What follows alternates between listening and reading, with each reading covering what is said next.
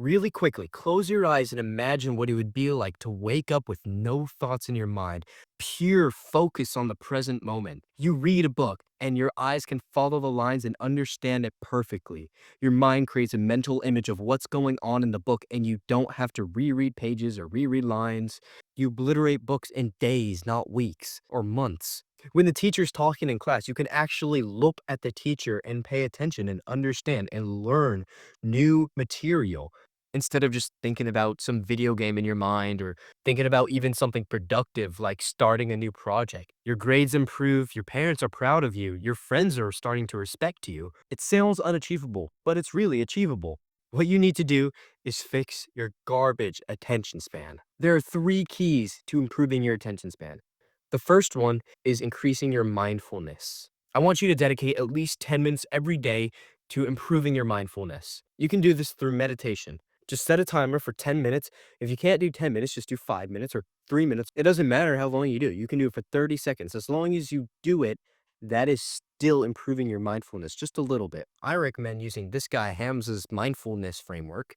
I mean, that's what I used for a long time, and it's very helpful, and you can use it even when you're not meditating, and you can just become more mindful. The more mindful you are, the less focused you are on other things in your mind, and the less you need constant stimulation to please you.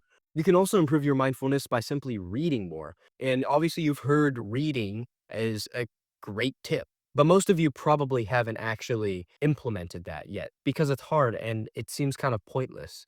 But the more you read, the more your brain is forced to pay attention to one train of thought, even if that train of thought is kind of boring sometimes. And that brings us to key number two, which is boredom. This goes hand in hand with mindfulness because you can't induce boredom without being mindful. Now, why is that? Because if you're not mindful, it's very easy to just pick up your phone and watch shorts or reels or TikTok, whatever it is, and turn your brain off for a little. And that's a big problem because if you're doing that, that is literally training your mind to have a short attention span. That's why you have a short attention span in the first place. If you first become mindful and then induce boredom by putting your phone away and just sitting still, staring at your wall, staring at your ceiling, closing your eyes, it feels surreal. It's a very interesting feeling just not doing anything because in this day and age, we're not used to it. That's very uncommon to just not do anything. There's this odd feeling of resistance. If you sit still and stare at your wall, it's going to feel weird and you're going to feel an urge to pick up your phone or even like pick up a book or something, but you have to resist that. And I find after you resist that for like 1 minute, the urges just go away and you're left sitting there in a sort of bliss and your attention span is almost unlocked. Key number three is quitting multitasking. Another reason why your attention span might be so short is because you're splitting your focus across so many different mediums.